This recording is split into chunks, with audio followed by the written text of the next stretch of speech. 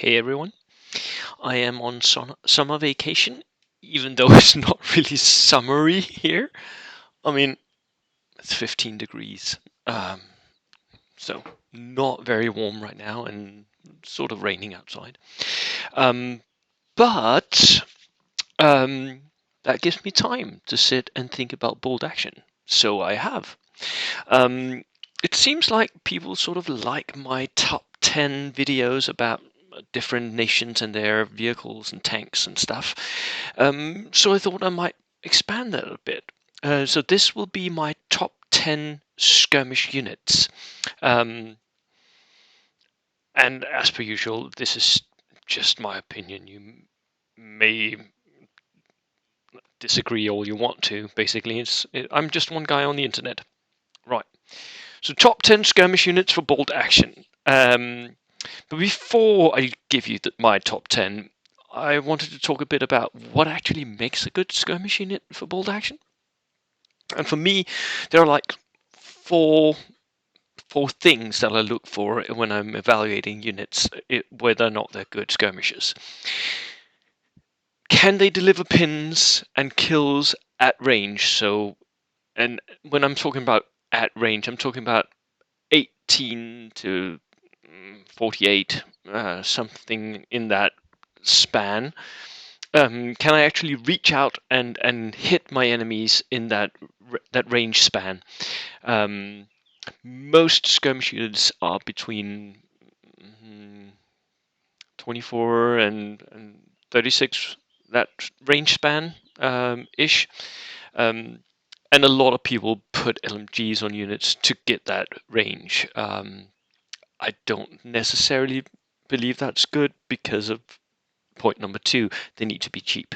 And as soon as you're spending points on equipment, especially very expensive equipment like LMGs, then that defeats the purpose. So they need to be able to reach out and give pins and kills. They need to be cheap. They need to be fairly maneuverable, because static reaching out, that turns into artillery pieces, basically, where you lock down lanes of fire and block off where the enemy can move, and that has its purpose, that has its place in bold action, but it's not really a skirmish unit. Then it's something else. So it needs to be maneuverable. It needs to be able to move and to take up different positions, and it also needs to be fairly survivable. At least if it's going to be a good skirmish unit, because I mean, you can throw 5 men, 5 regulars equipped with rifles into the mix of the medium range, mid-table firefights. But the first time a Stuart sneezes at them, they're going to die.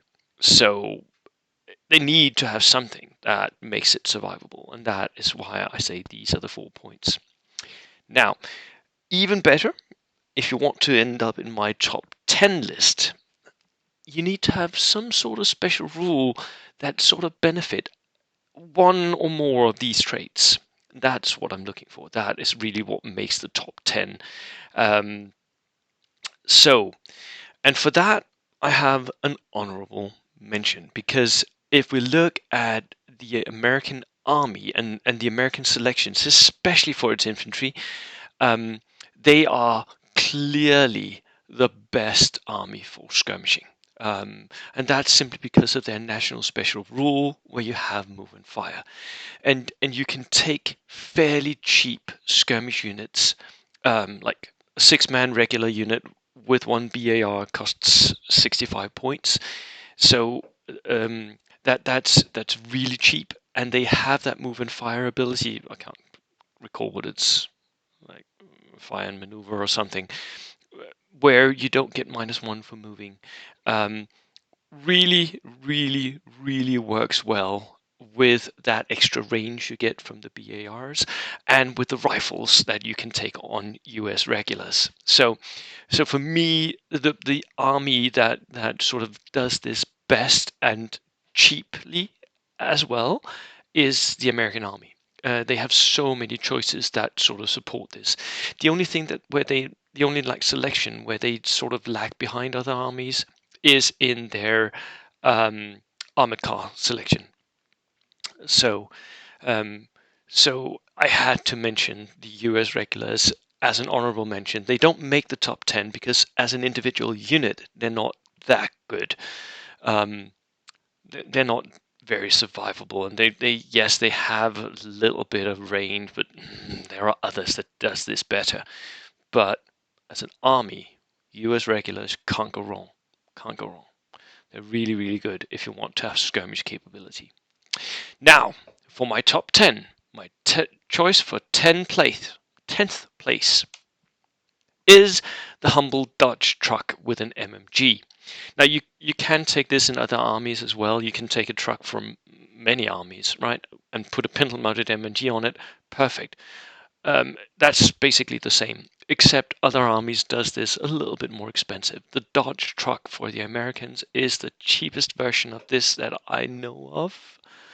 That I can like conjure up in my mind. And the reason why this actually becomes a skirmish unit is, yes, it has the versatility. You can use it for other stuff. You can put engineers into it, whatever. But it has a movable MMG, and you can stick it in your back lines and just move back and forth, deliver pins at range. 36 inches, perfect skirmish unit.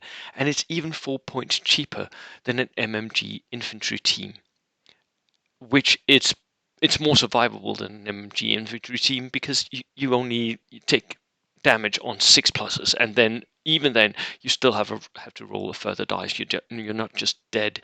So it even has the nice little addition that it can shoot flak. Not that we see a lot of airplanes in competitive games normally, but it does have that ability as well. And it's a 360 pintle mounted MMG. It's just very, very useful. Very useful. And at 46 points for a regular, yeah, that's a steal. Can't go wrong with it. So, if you have a few points left over for your American force, buy a Dodge. Now, in 9th place is the Chindits for Brits. Chindits are sort of better, but a little bit more expensive Americans. And in the British Army, which has other fairly good skirmish units, but not a lot, and especially not a lot in their infantry selection. This is actually, it can be quite useful if you want to build skirmish units into your infantry. So they have a fire and maneuver, which is the same as the American rule, where you can move and shoot without the -1. And as it's written, I think this even extends to LMGs. So you might consider buying an LMG for these guys, but you really shouldn't, because that's not what they're going to do most of the time. For me, I would never equip these Chindits with anything other than just plain old rifles, because that's where they benefit from that fire and maneuver rule. I mean, if you buy them SMGs, that's just the SMGs has assault special rule. You don't get minus for moving anyway. Not worth it. They also get a nice little bonus. They have a nice little outflanking bonus. So, although would I outflank skirmishers? Typically not, because skirmishers really benefit from being on the table and reaching out at range. Outflanking in onto one outflank, but it is a bonus and it's there, so it's pretty nice. Unfortunately, you can only buy these as veterans. It makes perfect sense in like a fluff respect, but I would want to get them as regulars if I could. And that's why they're in 9th place and not further up the list. So, 8th place is the Border Guards from Hungary. Now, the Hungarian Border Guards are actually quite a useful little unit, and they will be making an entry in my competitive Hungary when I get to doing that at some point. 77 points for 7 regulars. So they're 11 points apiece, but you can buy them as shirkers, which I would actually consider doing, even though it's for skirmish units here. Because that's a -3 point per man. That is a lot of points that you're saving. they can take a flamethrower, although I don't think necessarily that they should. But that means that you could easily buy these and make them into an engineer unit, an engineer type unit for a barbecue list, or you can buy them as a foot slogging um, skirmish unit. They can take rifles. They have a bonus to outflanking again. Nice little bonus, but not necessary for what they're supposed to do, either as engineers or as skirmishers. But also for reserves, which can be actually useful. The best thing about them is that they can make a full run in forests, in woodland. So they are not woods are not considered to be rough ground for them, which is very, very good. So they're cheap, they're versatile. They don't get the bonus for moving and shooting like the Americans do, but they do have other things that really make me want to look at these more. So the Border Guards for Hungary, go and check them out. Really cool little unit. And I think especially the fact that you can buy them as shirkers, saving points. Yes, I know you have to take the order test. Have your lieutenants close by. But it really makes them useful and cheap. Number 7 is the American Marines. American Marines are just very, very, very good. They are American regulars with extra bits, because an American Marine unit, you can stick extra BARs into that unit, and that is what really makes this unit. That guarantees, like, 2 BARs makes it very, very likely that you will hit even at range, even though the enemy is in cover, whatever. It gives your ranged attack a lot more punch and a lot more security, which is what you want. You want to be able to reach out and put pins or casualties on that unit, and this almost guarantees it. The 3 BARs, of course, cost 5 points per BAR, so that's 85 points for a 7-man unit with 3 BARs. Possibly not worth it, but could be. So I would definitely consider that American Marines. Number 6, the FSSF Scouts. Now, this is again an American unit. It is amazing for the points. 36 points, you get a small 2-man veteran team. So they are a 2-man team, very survivable because they're even harder to hit. And at the same time, they get bonuses to being hidden, and they discover other units more easily. You can buy SMGs for them. I don't think you should. They have an escape move. They are, to my knowledge, the only infantry unit that has an escape move. And they may move into impassable terrain, like mountains. They're also tough fighters. So, and they gain, of course, the American special rule of moving and shooting. So, no reason to buy the SMGs. These are just amazing little pin machines. They're very, very survivable, very difficult to kill. And believe me, I know this. I've played against them in the hands of a very good Danish player, Anders Gerfeldt. We met in the finals of the Danish Nationals, and I could just not lock down his scouts. I had so much trouble trying to kill his scouts. I ended up actually killing the support units rather than the scouts, because they were just impossible to get a hold of. They would move away into hard cover, small team, hard cover, not hitting it. Veterans, not killing it if I did hit them. Very, very difficult to handle. Very good unit. They don't make my top for the skirmish units, simply because they're just 2 riflemen. So they're very good at reaching out and delivering pins, but they don't have a lot of range, and they don't have a lot of punch in the unit. So there are other units that does that better, and they of course end up above these. But for survivability, can't go wrong with FSSF Scout. Oh my god, I hate that FSSF Scout. Right. So, number 5. In my 5th place is the Soviet Mongolian Cavalry. Now, The Soviet Mongolian Cavalry, what really makes them is their special rules, which is born in the saddle, which means that they can use their carbines not as pistols as all other cavalry does, but as rifles. So instead of a 5-inch range on your shots, you get 24-inch range on top of the 9 inches that you can advance. So you get a lot of range from the Mongolian Cavalry. At the same time, they're very dangerous because they are still cavalry. So they're a tough fighter. They have the range for a charge if you want to. They're veterans at the same time, very survivable. And of course, they have the recce move, the escape move that all cavalry has. Some people who play these even consider using AT grenades on them.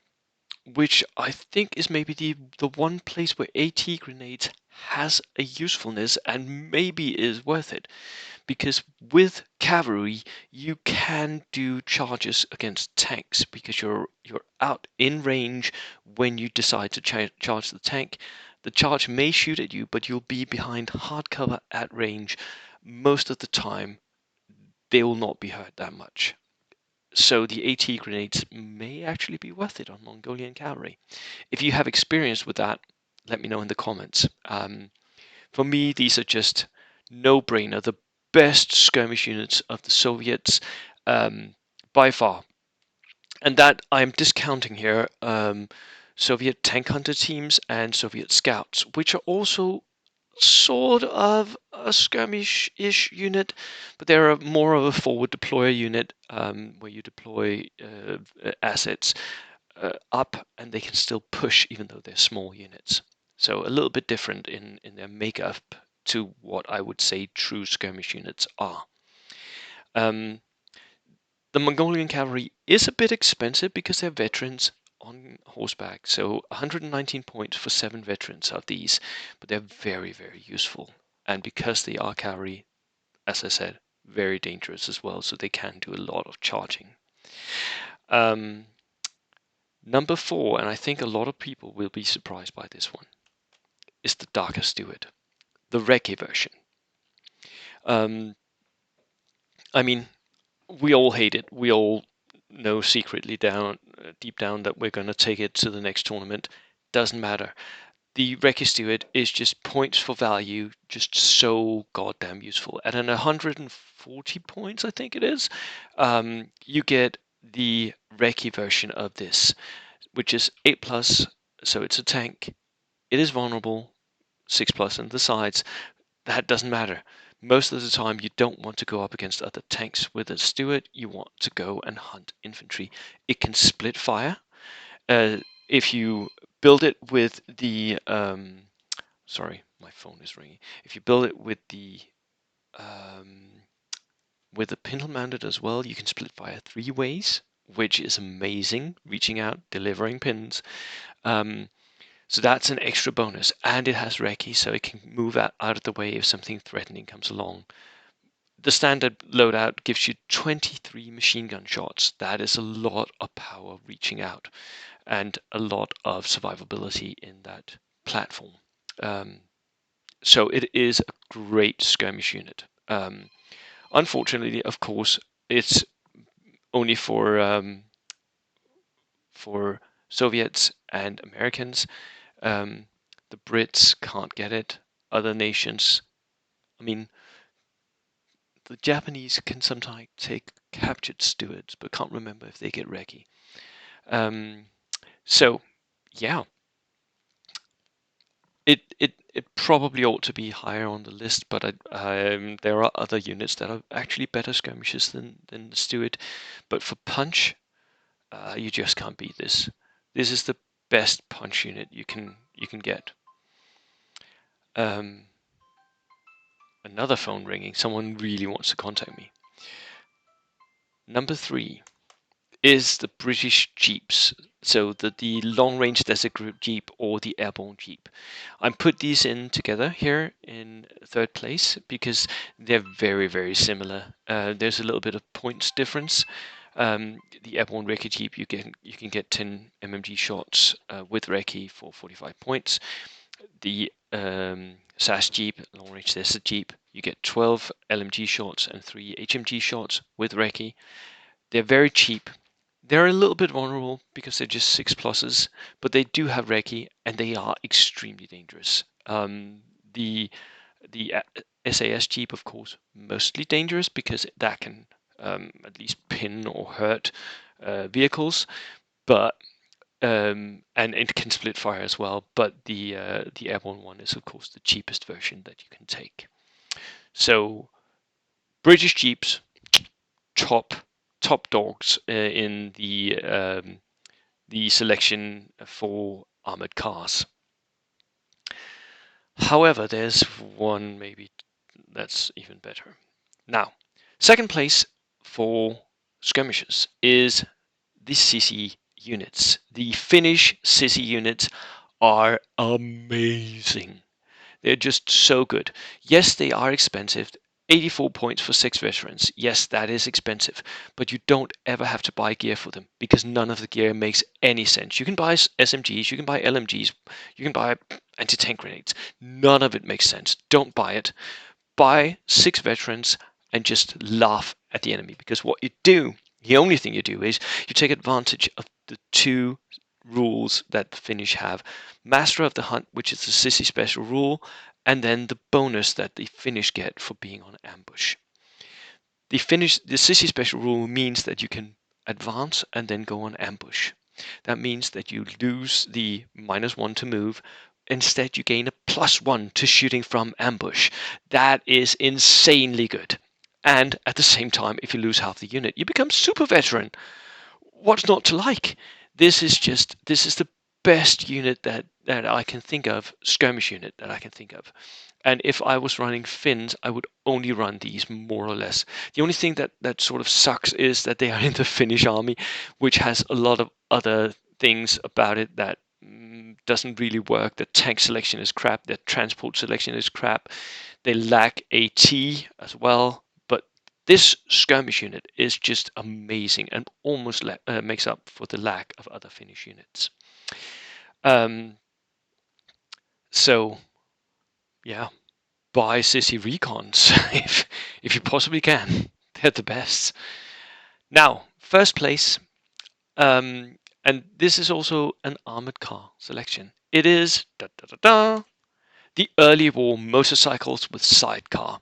Now, this is available to French and British armies, and if you can get them, they're just amazing.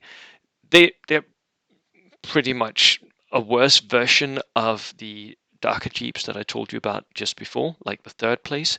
So why are these better? Well, because they have a special extra selection rule. So if you pick one of these, you can take 3, which triples up your skirmishing ability. Yes, each of them are cheaper than the Jeeps. Yes, and that is good. But it's the fact that you can buy 3 that actually makes this work. They are wheeled, they have turn on the spot, makes them very, very useful because then they don't move like a regular vehicle. They can turn however many times you like them to. So they're not moving like your regular Jeep or your regular motorcycle, like the German motorcycle, for instance. No, that's not how they move. They move like cavalry. They flow through the field, the battlefield, and they have recce. 6+, 35 points for an early war motorcycle that's regular. You can buy them in experience, which I have seen done. Not a huge fan, and they have a front-facing LMG, which is so good. It could be better if it was pintle mounted, but for a cheap maneuverable flanker that you can like buy extras of, you can't beat this. This is and it beats the Sissis and it beats the armored cars, the Jeeps, because it's just so cheap and you can have 3 of them. So in that respect, that's what you want for a skirmish unit, right? They are sort of survivable. They have recce, they have 6+, but they are very cheap and you can have multiple of them. That is what makes this unit. And that is my ranking for the top 10 skirmishers of bolt action right now. Did I miss anything? something you wanted me to have on this list, let me know in the comments. I'll see you in the next one. Cheers.